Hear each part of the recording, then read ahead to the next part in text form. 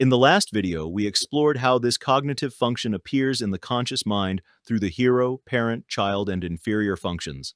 But the story doesn't end there. The same cognitive function also exists in the shadow. It doesn't become a different function.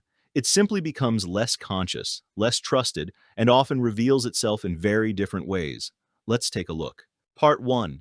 The function in the shadow. In Part 1, we looked at extraverted thinking in its conscious positions. Whether it appeared as the hero, parent, child, or inferior function, it remained something the person could recognize, develop, and intentionally engage with. The relationship might have been confident or hesitant depending on the position, but it was still part of the conscious personality. When extroverted thinking moves into the shadow, the function itself doesn't suddenly become different. It still values measurable results, external organization, efficiency, and objective decision-making. What changes is the person's relationship with it.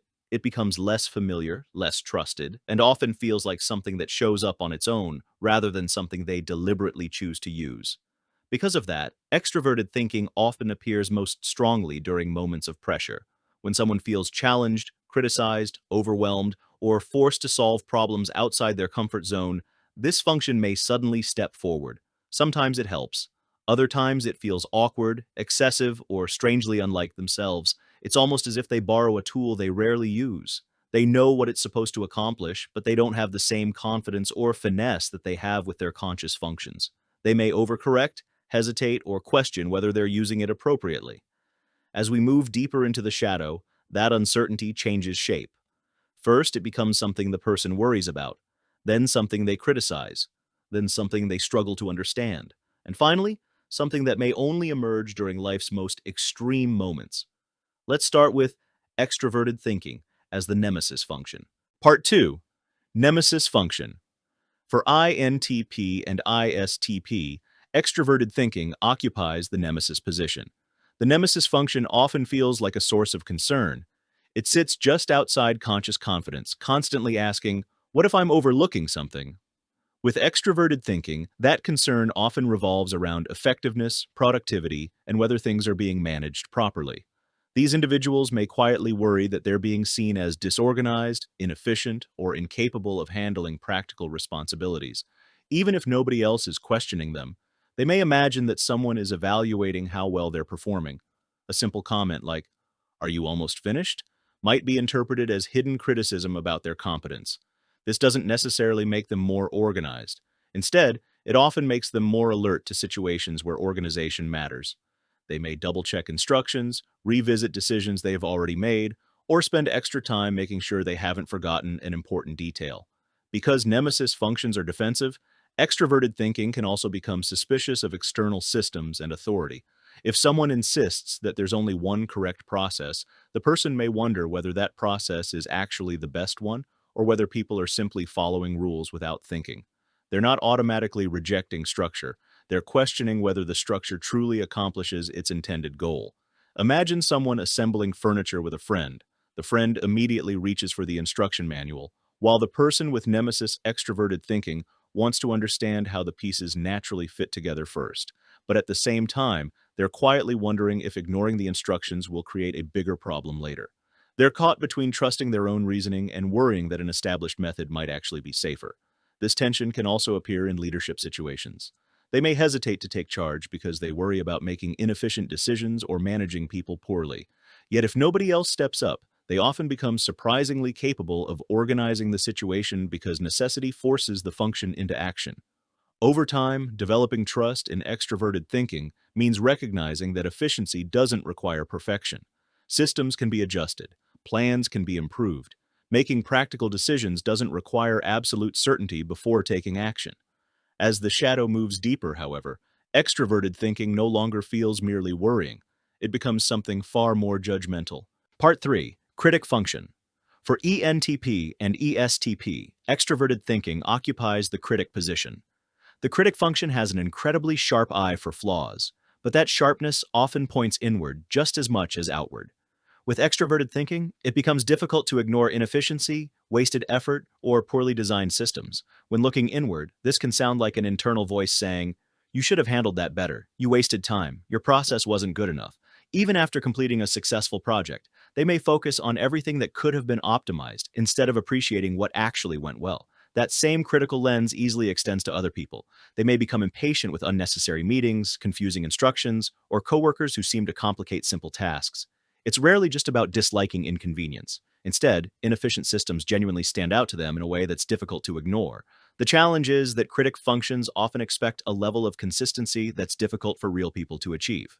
If a workplace has obvious problems, they may quickly identify 10 ways it could operate better.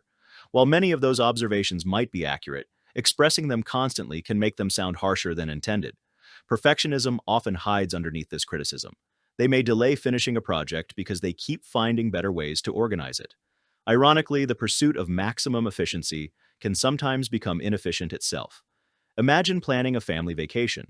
Rather than simply choosing a destination, they might spend hours comparing prices, travel times, hotel reviews, alternate routes, and backup plans. Every improvement feels worthwhile, but eventually the search for the optimal solution starts delaying the actual decision. Growth with critic extroverted thinking often comes from recognizing that optimization has diminishing returns. Sometimes a good solution today is more valuable than a perfect solution next week. Learning when to stop refining a process can be just as important as knowing how to improve one. As we descend further into the shadow, however, the issue isn't criticism anymore. It's losing track of how the function works altogether. Part 4. Trickster Function. For INFJ and ISFJ, extroverted thinking occupies the trickster position.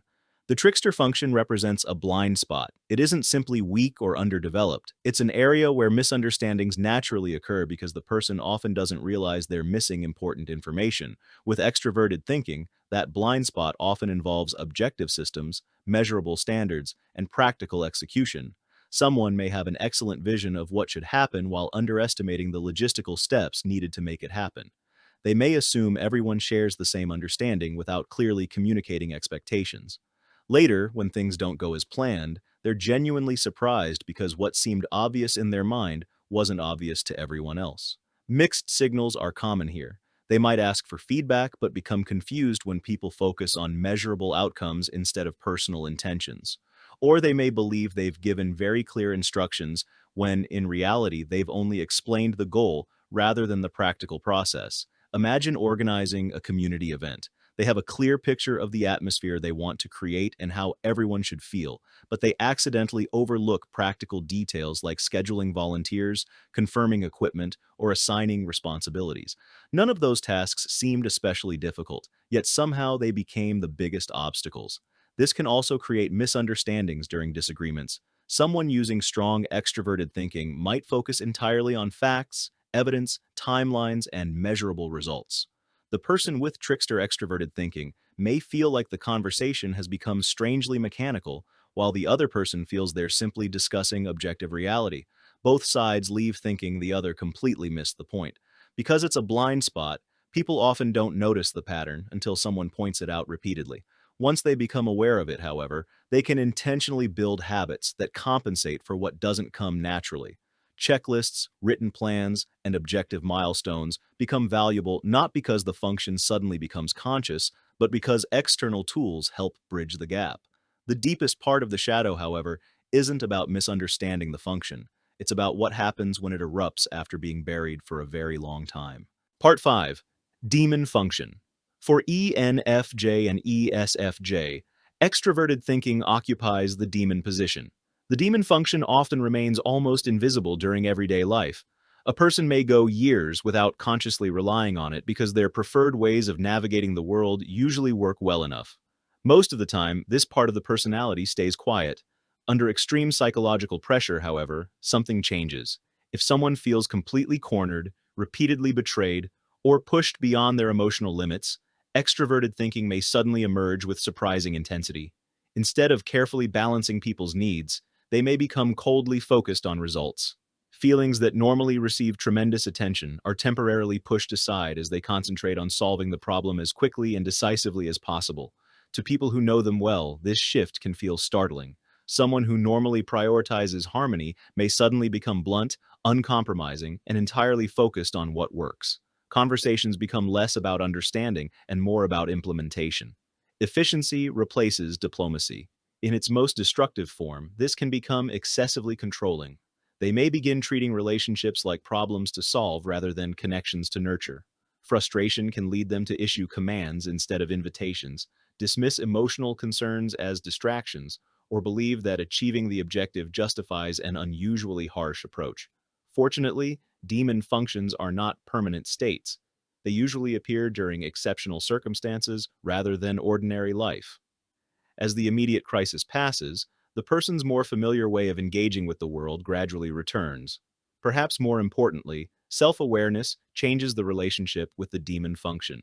Someone who recognizes this pattern can notice the early warning signs before reaching that breaking point. Instead of allowing extroverted thinking to erupt uncontrollably, they can consciously borrow some of its strengths in healthier ways, setting clearer boundaries, making decisive plans, creating practical systems, or addressing problems directly before they become overwhelming. That doesn't transform the demon into a conscious strength overnight, but it does reduce the likelihood that it only appears during crisis. And on rare occasions, the very function that once surfaced as a last resort can become an unexpected source of resilience, providing the objectivity and decisiveness needed to navigate life's most difficult moments without losing sight of the people those decisions ultimately affect. By now, hopefully you've seen that this cognitive function never actually changed. Even in the Nemesis, Critic, Trickster, and Demon functions, it remained the same underlying cognitive process. What changed was the person's relationship with it. Rather than being trusted and consciously relied upon, it became less conscious, less trusted, and often revealed itself during moments of stress, insecurity, or psychological pressure. Understanding the shadow isn't about labeling parts of yourself as good or bad. It's about recognizing that every cognitive function has both conscious and unconscious expressions, and that becoming aware of them is an important step toward understanding both yourself and others.